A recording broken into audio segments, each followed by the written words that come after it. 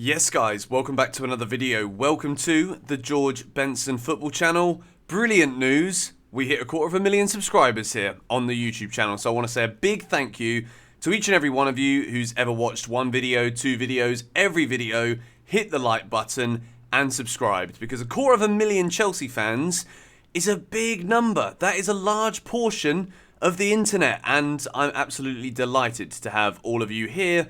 This video is a message to Todd Boehly because a lot of people expected to wake up this morning. Obviously, I'm 8 hours ahead of the UK. A lot of people in England thought they would wake up and see that Graham Potter was the next managerial fatality in the Premier League. And it turns out Leicester City have beaten us to it. Brendan Rodgers. And before we go any further, Mr. Boehly, please do not be entertained or even allow the eyes to widen any more than shut for Brendan Rodgers, please. We don't want Brendan Rodgers anywhere near Chelsea Football Club because what we can understand from our experiences now is getting average, mediocre managers in to a club of the stature of Chelsea Football Club doesn't work. We've established that now because Graham Potter at Chelsea Football Club, I've spoken about it a lot in today's earlier video, but I want to focus here now on Todd Boehly, on the owners of Chelsea and what has been done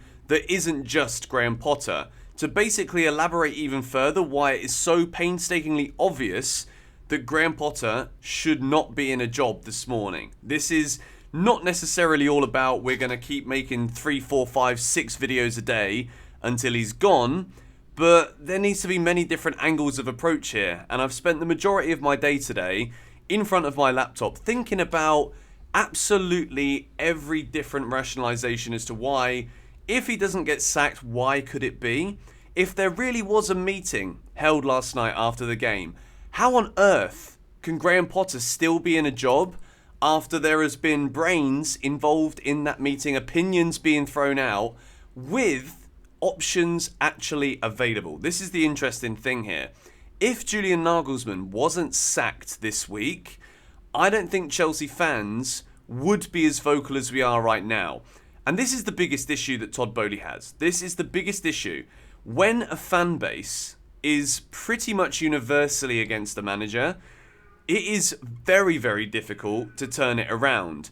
Because as soon as those players arrive at Stamford Bridge against Liverpool, we're not going to be able to create, as fans, that atmosphere that Graham Potter was asking for in that press conference, because this isn't how it works. To say that we need all of the fans behind the team, that works when you've got a game like Dortmund, because the fans understand that that is a one-off game where lose that, the whole season's gone. This Liverpool game in the Premier League, how difficult is it going to be to persuade matchday fans to support the team when more than the majority now want the manager gone? And this is the issue that we have with the fact that he's not gone.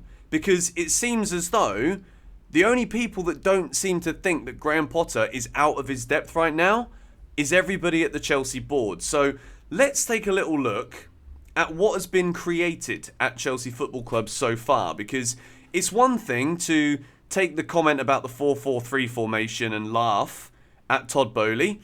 It's another thing to simply look at the £600 million of player investments that we've seen and be like, he loves to splash the cash, doesn't he?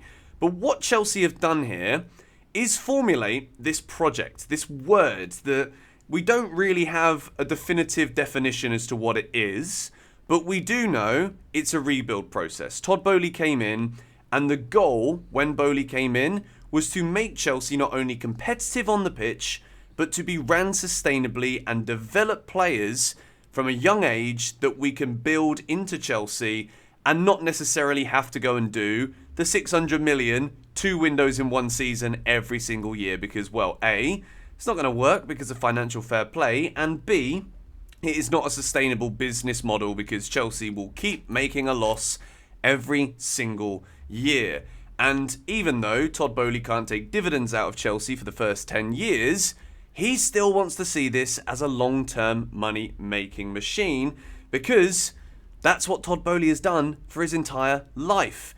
And that isn't a criticism because I think there isn't a single Roman Abramovich, I think, is a bit of a different story because he kept bailing us out, and then even when he left, he bailed us out of the debts as well. So there are very few people involved in football in the modern world who do not want to see returns on their investments. I can't really think of anybody who doesn't want to see that.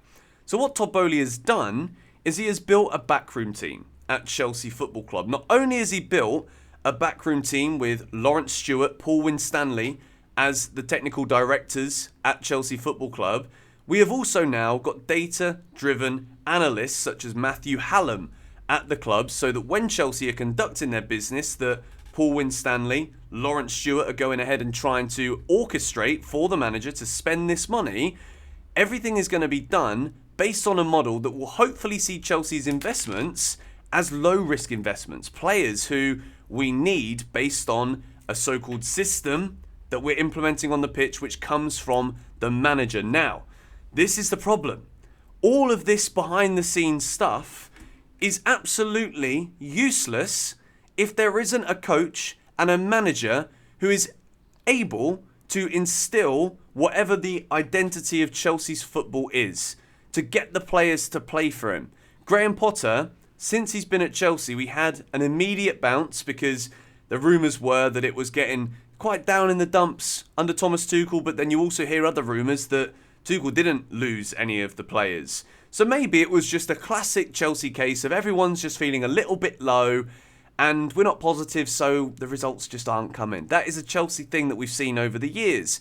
So all of these behind-the-scenes investments in personnel to make Chelsea a more functional, sustainable football club, it's absolutely useless if the manager and coach at the helm is incapable of getting a tune out of the players that we've got. To spend 600 million tells me that Todd Boehly really does care about Chelsea Football Club, and maybe football or soccer might not be his number one sport. So in terms of knowledge, he is learning on the job, basically. He made himself sporting director at first, but then it's not like he just kept that role forever.